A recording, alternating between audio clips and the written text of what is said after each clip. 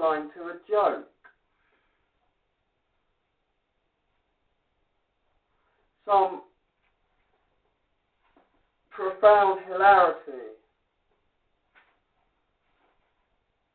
I was supposed to express an astonished recognition. That much I knew.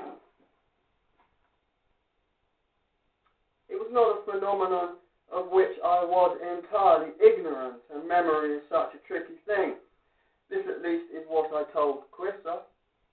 But as Quissa told me his memories, trying to arouse mine, I gradually realized the true nature and purpose of the so-called gas station carnivals. During this time, it was all I could do to conceal how badly my stomach was acting up on me, burning and queasy.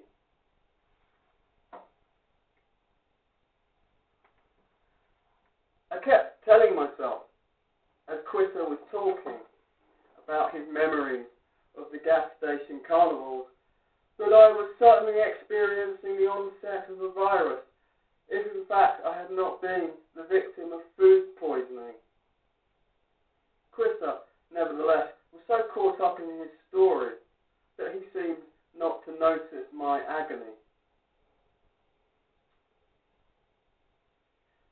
Quissa said that his recollections of the gas station carnivals derived from his early childhood. His family, meaning his parents and himself, would go on long vacations by car, often driving great distances to a variety of destinations. Along the way, naturally, they would need to stop at any number of gas stations that were located in towns and cities, as well as those they came upon in more isolated rural locales.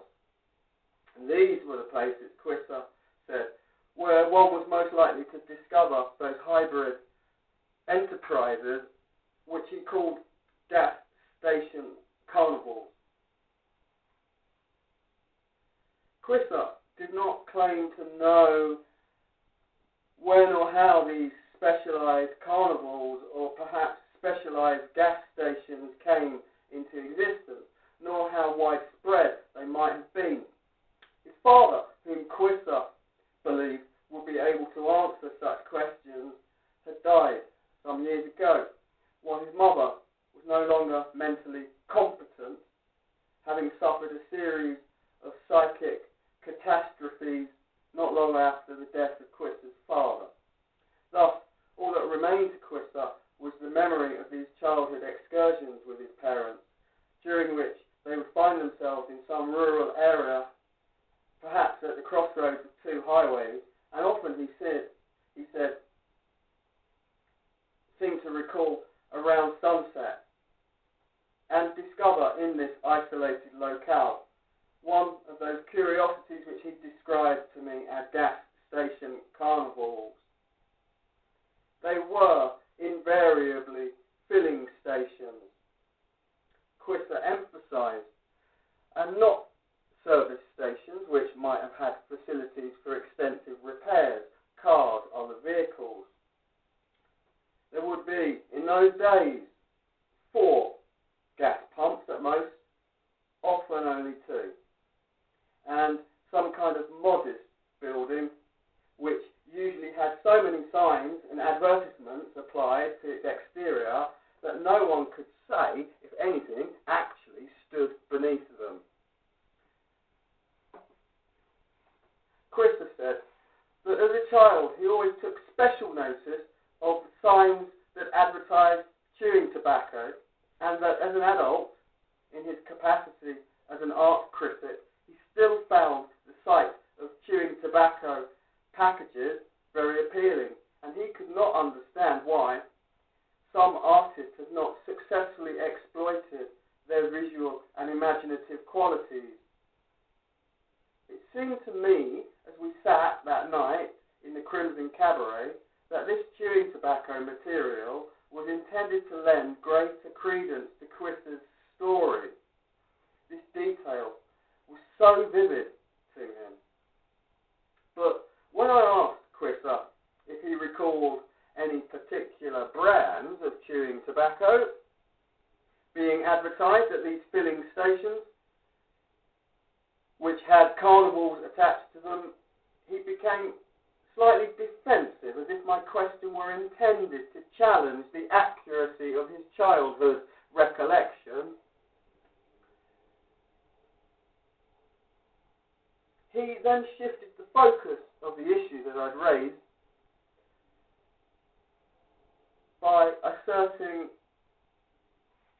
that the carnival aspect of these places was not exactly attached to the gas station aspect, but that they were never very far away from each other, and there was definitely a commercial liaison between them.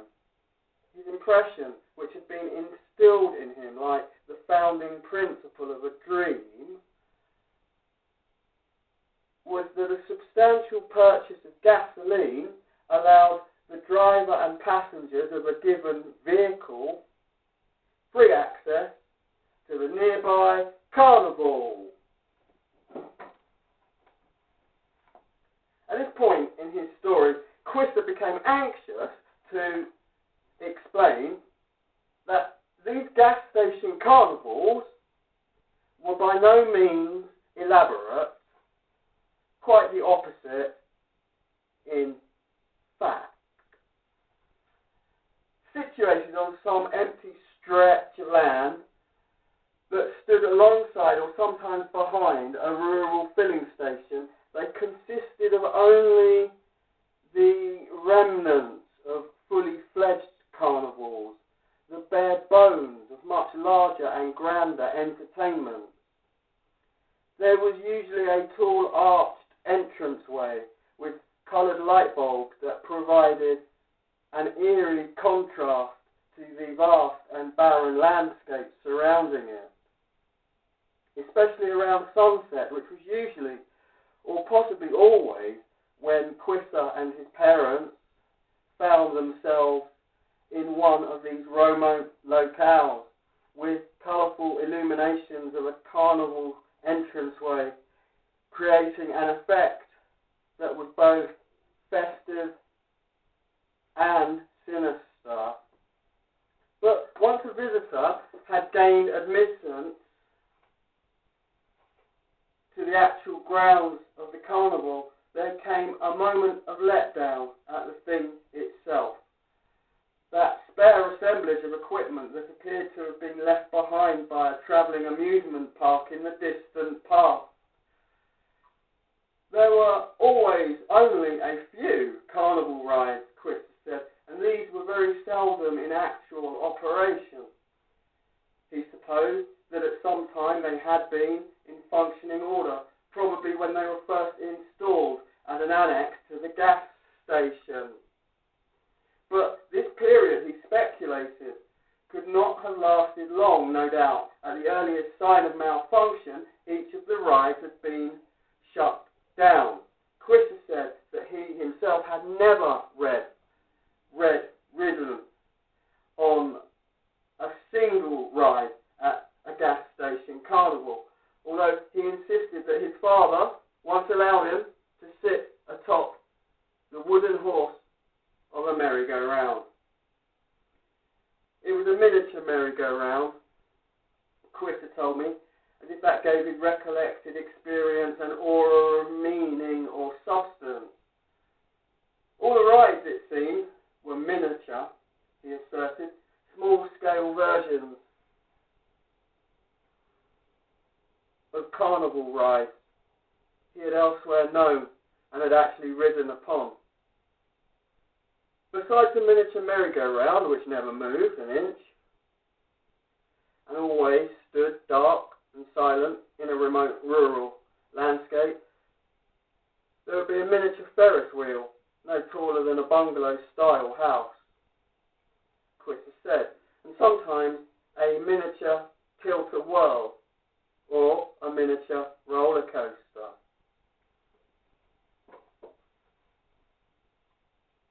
And they were always closed down, because once they had malfunctioned, if in fact any of them were ever in operation, they were never subsequently repaired.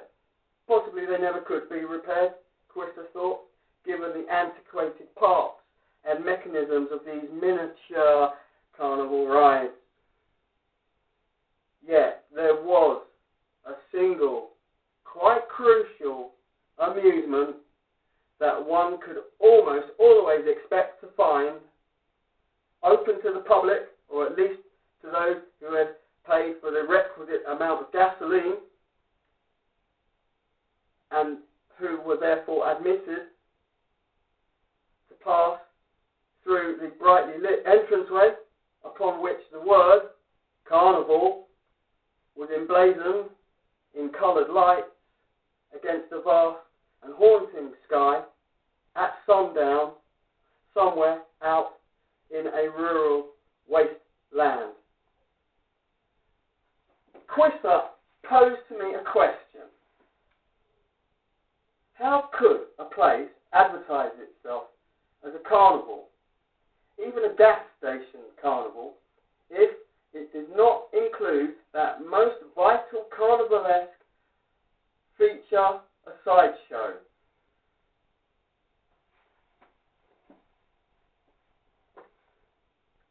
Perhaps there was some special law or an old statute of some kind that would have particular force in remote areas where certain traditions have an endurance unknown to urban centres.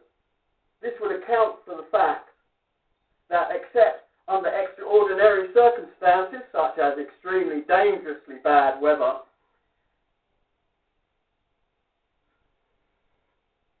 there was always some type of sideshow performance at these gas station carnivals, even though everything else on the ground stood dark and damaged.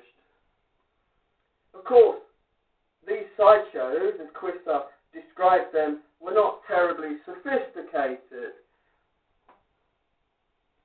even by the standards of the average carnival, let alone those that serve as commercial enticements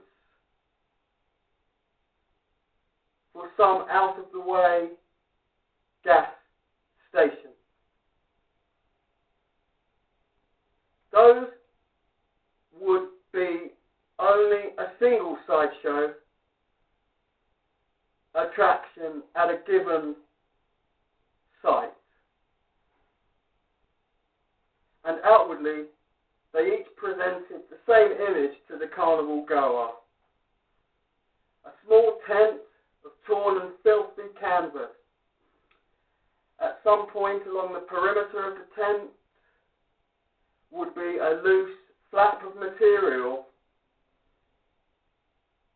through which Quisser and his parents, although sometimes only Quisser himself, would gain entrance to the sideshow.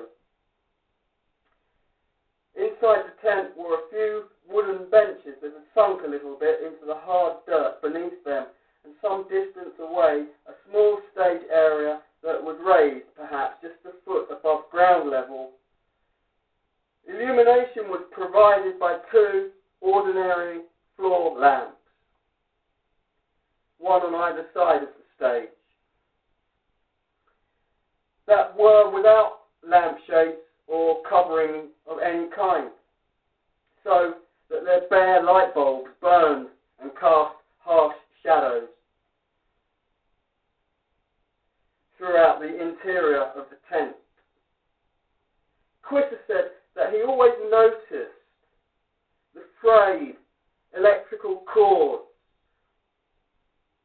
that trailed off from those floor lamps by means of several extension cords reaching a source of power at the gas station, by which he meant the building under which were the chewing tobacco advertisements and for adverts for other products.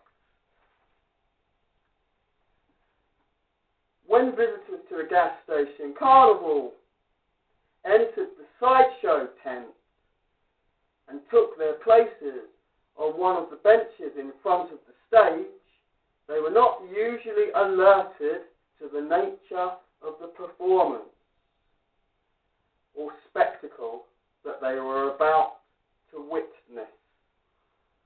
Quisser remarked that there was no marquee or billboard of any type that might offer such a notice to the carnival goers, either before they entered the sideshow tent or once they were inside and seated on one of the old wooden benches.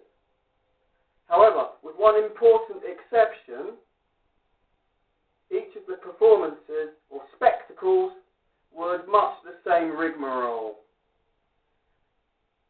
The audience would settle itself down on the benches, most of which were about to collapse or, as Quisser observed, were so unevenly sunk into the ground that it was impossible to sit on them.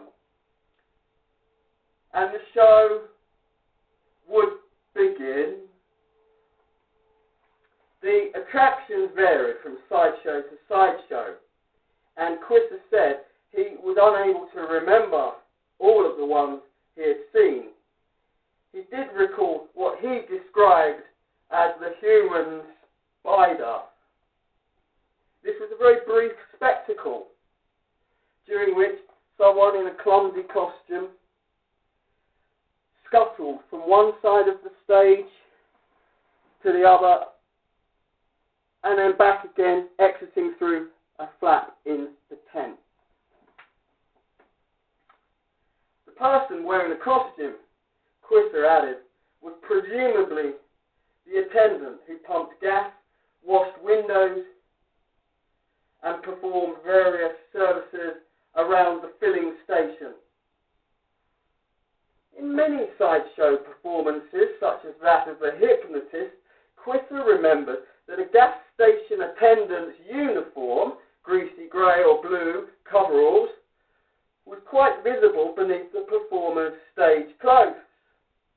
Quisser did admit that he was unsure why he designated this particular sideshow act the hypnotist, since there was no hypnotism involved in the performance, and of course no marquee or billboard existed either outside the tent or within it that might